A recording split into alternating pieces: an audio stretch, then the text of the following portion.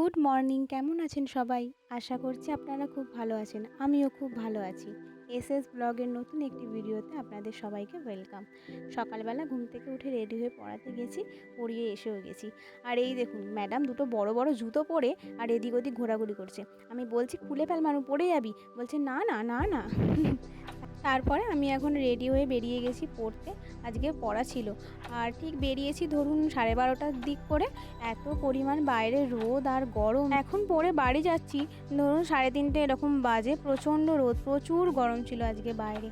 তারপরে এসে গেছি, এসে তো আর এখন রেস্ট নিলে হবে না, মানে ঘুমিয়ে যদি পড়ি তো আর আধ ঘন্টা পরেই আমাকে পড়াতে যেতে হবে। তাই একটু বসে টিভি দেখে নিলাম, টিভি দেখে নিয়ে পড়াতে গিয়েছিলাম, পড়িয়ে এসে সন্ধেবেলা পড়িয়ে রাতে ডিনার করে নিয়েছি।